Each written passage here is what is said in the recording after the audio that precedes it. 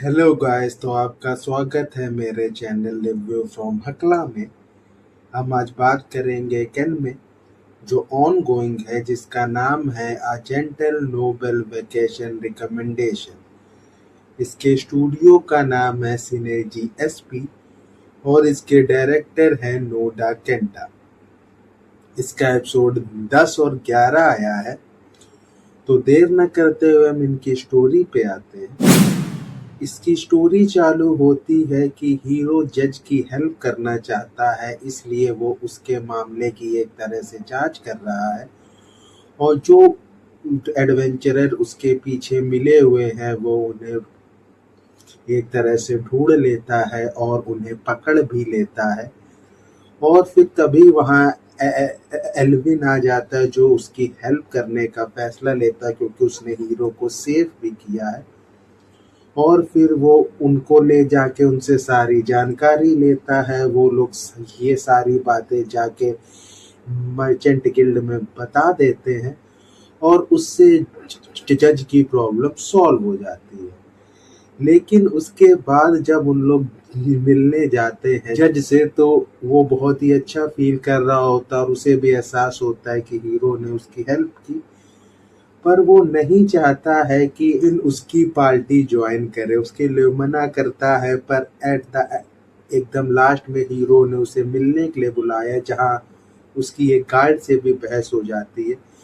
फिर उन लोग एक तरह से उसके साथ जाते हैं, जहाँ हीरो उससे पूछता है तो मुझे क्यों ज्वाइन करना चाहते हो। इस बार वो एकदम अच्छा रीजन देता है और उन लोग पहुंच जाते हैं रे के महल में। और उससे उन लोग जानकारी लेना चाहते हैं कि वो गैंग के बारे में क्या जानता है। और वो पहले नहीं बताना चाहता, पर हीरो जब उसे अच्छे खासे गिफ्ट देता है तो वो उसे फर्की गैंग के बारे में बताता है कि वो उसके और उसके लीडर के बारे में क्या जानता है। और हीरो का प्लान ऐसा रहता है, वो झूठ बोल के जो लोग जज के केस में उन लोग ने उन्हें रखा था कैद करके, वो ये बता देता वही लोग फॉर्की गैंग के मेन मेंबर और लीडर हैं।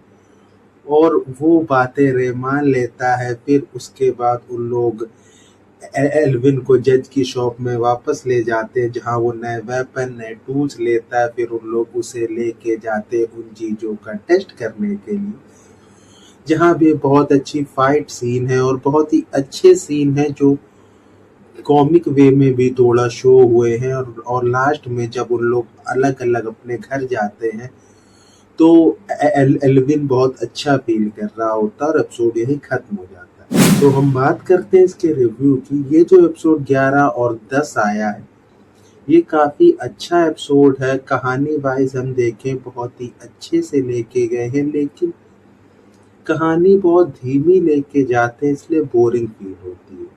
एपिसोड 10 तो ठीक भी फील होता है क्योंकि उसमें कहानी बहुत कुछ यहाँ वहाँ जा रही होती है। उसमें बहुत सी चीजें शो हुई हैं कि हीरो कोई चीज सॉल्व करने की कोशिश कर रहा है और उसने सॉल्व कर भी दी। लेकिन ये जो एपिसोड 11 है, ये पूरा का पूरा एपिसोड ऐसा फील होता है, अगर ये एपिसोड ना भी होता तो कोई फर्क नहीं पड़ता। ऐसा लगा कि ये जितने सीन या जितनी कहानी थी उसकी कोई नीड नहीं थी।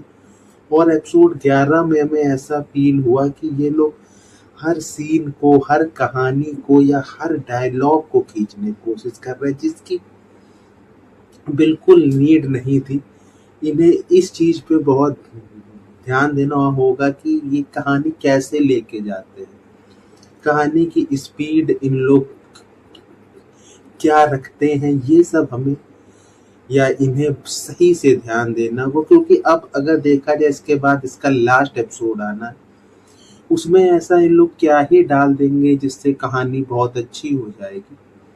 क्योंकि अगर हम एपिसोड फर्स्ट से ये अब 11वें पे आ गए हम इसकी बात करें, तो ये कुछ खास कहानी नहीं हुई है। इस कहानी से जो इसका पहला एपिसोड आया था, तो हम लोग को लगा था ये कहानी क्या पता धीरे धीरे ही सही पर और अच्छी होती जाए। हो सकता है कुछ ऐसे सीन्स आए या कुछ ऐसा एपिसोड 6 के बाद ये मोड़ ले कि कहानी और अच्छी होती, जब पर ऐसा इसमें कुछ नहीं हुआ है।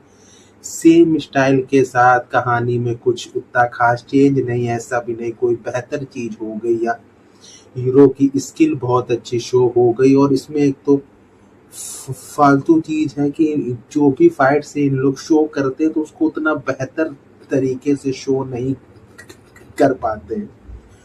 तो ये इसमें इनके घटिया पॉइंट। और इसमें अगर हम ध्यान दें तो इसके जो उसका मेन साथी है जिल, उसकी स्किल ही नहीं शो होती तो वो और मुझे फालतू लगने लगता है।